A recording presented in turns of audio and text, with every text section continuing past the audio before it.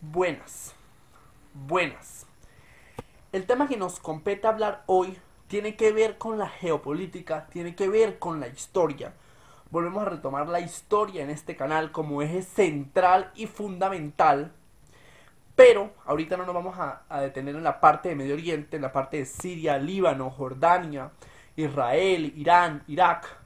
Toda esta estructura tan importante por las implicaciones que tiene esta parte del planeta, no solamente por el actual conflicto con el Estado Islámico y el papel importante de Rusia y Estados Unidos en esta estructura geopolítica, sino que además tenemos el contexto anterior que viene desde 1948, que es el conflicto árabe-israelí. En este momento, y con todo el respeto del caso, entendiendo que este video se hace desde Colombia y que, y que es necesario o es recomendable que uno no se involucre demasiado en los problemas de los vecinos, este video va a tratar acerca del panorama político de Venezuela. No desde el sentido o no desde el contexto de las actuales protestas que se realizan en Caracas y en otras ciudades de este país, porque las protestas y todo este cuento de Lilian Tintori, de Capriles, de Leopoldo López, de María Corina Machado, todo esto ya es abordado por los noticieros nacionales colombianos y por los distintos medios de comunicación, bien sea prensa, radio, internet y televisión. Lo que yo quiero en este momento es hacer un análisis político, tomando como base la historia, un poco de historia y de filosofía, hacer un análisis del panorama político de Venezuela y entender que Venezuela en este momento está repitiendo su historia. Una nación, un pueblo que no ha sido capaz de analizar su historia y los errores que ha cometido, está repitiendo esos mismos errores en la actualidad. Para desarrollar mi idea, vamos a remontarnos un poco antes en la historia, pero dentro de este mismo siglo XX, y vamos a remontarnos a periodos de la década de los 80 en Venezuela, la década de los 80. Durante la década de los 80, a finales de los 80 y principios de los 90, manda en Venezuela, o tiene su asentamiento en Venezuela, un movimiento político llamado la Cuarta República. Era un movimiento de corte capitalista. En 1992 Venezuela estaba dirigida por el presidente Carlos Andrés Pérez. Este señor era capitalista. Este señor no pensaba en el pobre, supuestamente. O bueno, digámoslo así, sí, no pensaba en el pobre. Pensaba eran en los grandes oligopolios, en las grandes empresas y multinacionales, y lo que le importaba era eso, el desarrollo de la economía, y no le importaba la parte social, ni la parte del desarrollo de los pobres, ni nada, nada. La clase obrera, no, eso no le importaba a él. Chávez, que tenía muchas bases con respecto a Marx, con respecto al comunismo ruso y a todas estas estructuras del socialismo utópico o del socialismo científico, va a ser el ideólogo paulatinamente, aunque en ese momento en el 92 él no era consciente de eso, pero va a ser paulatinamente el creador del socialismo del siglo XXI, que va a ser una nueva forma de llamar al comunismo en Venezuela. Chávez va a tener mucha influencia, bueno, de Rusia, va a tener mucha influencia de Fidel Castro, del Che Guevara, con toda esta estructura que se desarrolló en la Revolución Cubana en 1959. Bajo esa estructura conceptual, bajo ese contexto que se desarrolla aquí, tenemos que en ese momento el modelo político y económico imperante era el capitalismo bajo la opción del sistema de la Cuarta República y bajo la dirección de Carlos Andrés Pérez. Se produce en febrero de 1992 algo que se llama el Caracazo. Este señor intenta tomar el poder en 1992 y pues lo reprimen y lo encierran en una cárcel durante 6 años. Este señor, listo, ya pasa el tiempo, vuelve y se postula, gana como presidente Chávez, y ya en el 99 se hace lo de la Asamblea Constituyente, se redacta una nueva constitución. Venezuela cambia su contexto político y su contexto económico y su estructura y su ideología, y este señor Chávez, seguidor de todas estas posturas del Che Guevara, de Cuba y de Rusia y de todo este comunismo que se generó bajo esta estructura conceptual, bajo todo este contexto que se genera y se genera, va a crear paulatinamente, bajo su mandato, el socialismo del siglo XXI, que es una nueva versión, digamos, del comunismo, ¿sí? En líneas generales. En ese contexto, si te das cuenta, este señor, cuando era disidente, lo encarcelaron. O sea, venezolanos encarcelando venezolanos por el simple hecho de que no comparten mis mismas posturas políticas o económicas. Pasa el tiempo y Chávez, listo, pasa el tiempo, la presidencia de Chávez, llega Maduro y pues listo, este señor definitivamente pues él no tiene conocimiento, digámoslo así, en la parte ideológica.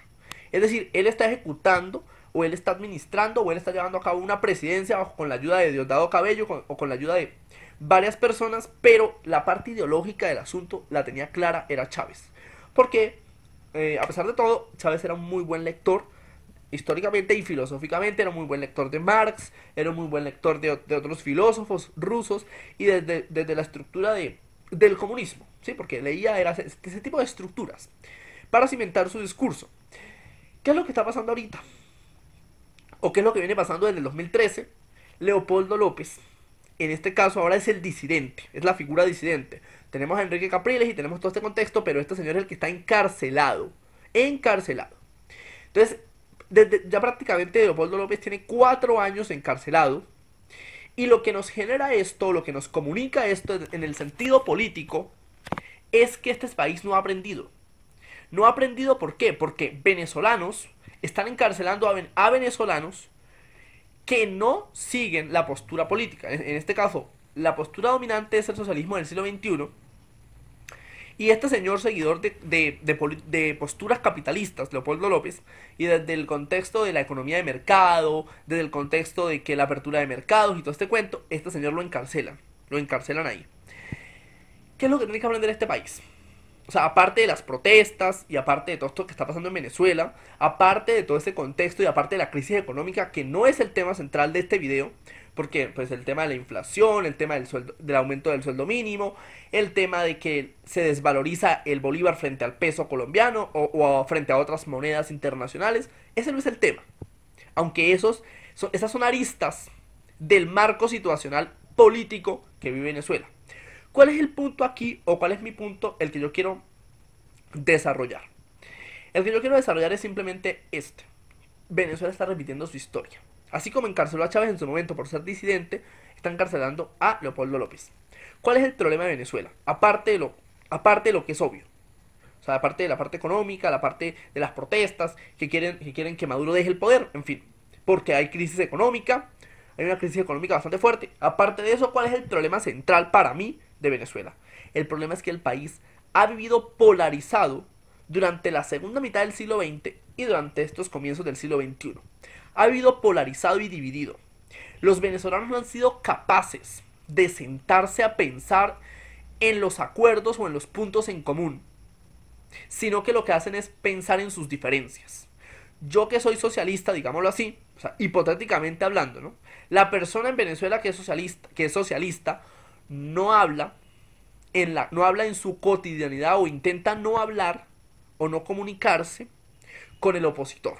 Porque, digamos, lo que se vende desde los medios en Venezuela es que el opositor al modelo dominante, que en este caso es el socialismo del siglo XXI, es el enemigo, ¿sí?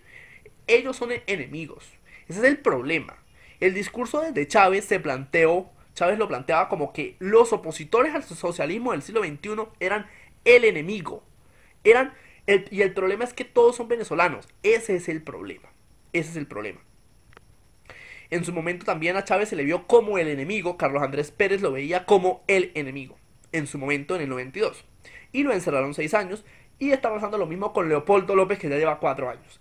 ¿Cuál es el punto? Ellos no han sabido llegar a consensos o acuerdos. Se la pasan pensando en sus diferencias, se la pasan pensando en que yo soy socialista y el otro, mi vecino, digámoslo así, es opositor y es capitalista, entonces yo no le hablo. Esos problemas microsociológicos y esos problemas de comunicación que se presentan, digamos, o esa falta de comunicación que se presenta en el plano pequeño y local, es el reflejo de las grandes marchas y de las grandes protestas que está viviendo Venezuela en este momento. Aparte de la crisis económica y que protestan por la inflación y que protestan porque hay escasez de alimentos, aparte de todo eso, también la protesta tiene un reflejo en que yo no le hablo a esta persona porque es opuesta a mí políticamente y tiene una ideología política distinta. Venezuela está viviendo actualmente lo que Colombia vivió en su momento con la guerra bipartidista en la década de los 50 y 60. Y pues puedo decir que durante toda la segunda mitad del siglo XX, porque hubo una guerra después del Bogotazo, después de la muerte de Jorge Eliezer Gaitán en Colombia en 1948, se prende y se genera una guerra bipartidista entre liberales y conservadores, donde si yo era liberal, yo no le hablo a mi vecino porque es conservador, y se presentaban unas guerras, unas confrontaciones, unas matanzas, pero todas esas matanzas y todas esas cosas que se presentaban en Colombia en su momento eran el reflejo de la falta de comunicación entre liberales y conservadores por el simple hecho de la postura política. Es decir, no se hablaban por el simple hecho de la postura política. Y miraban eso como la única diferencia y no se sentaban a pensar en que tenían puntos en común para poder llegar a un acuerdo. Primer punto en común, que eran colombianos. Y que colombianos matando colombianos por postura política, Dios mío, señor, ¿qué es eso? ¿Sí? ¿Qué es esa estructura? Ese es el llamado que hago también ahora a Venezuela. No me quiero meter en sus asuntos internos y en las marchas y esto, porque eso lo está cubriendo los medios de comunicación, como yo ya dije. Pero lo que yo quiero dejar como precedente es que ellos tienen que recordar como país, para dejar para dejar de estar tan polarizados y tan divididos y tan resentidos, ellos tienen que recordar que sin importar que si son socialistas o que si son capitalistas o que si son no sé qué, si son de la oposición o que si son seguidores de Maduro o de Chávez, por encima de todo eso, desde el contexto político o desde el contexto económico, por encima de todo eso son venezolanos. Ellos tienen que sentarse a negociar y como país tienen que empezar a pensar y a estructurar su vida y su contexto entendiendo y respetando la diferencia y sentándose a discutir los temas en común. Porque si nos sentamos simplemente, o ni siquiera nos sentamos, y si simplemente vemos nuestras diferencias, y simplemente yo no le hablo al vecino porque es opositor, o porque es socialista del siglo XXI, entonces, ¿qué estamos haciendo aquí? ¿Qué estamos haciendo? ¿Y qué tipo de democracia y qué tipo de sociedad le vamos a dejar a las futuras generaciones? Entonces, desde este contexto, espero que les haya gustado mucho este video, que esto sea un llamado, no solamente para los venezolanos, sino para todos los casos en general, en los que muchas veces los seres humanos ponemos en primera medida nuestras diferencias y nos olvidamos de los puntos y de los puntos en común que nos pueden llevar a acuerdos y nos pueden llevar a que los conflictos se solucionen pacíficamente, hablando.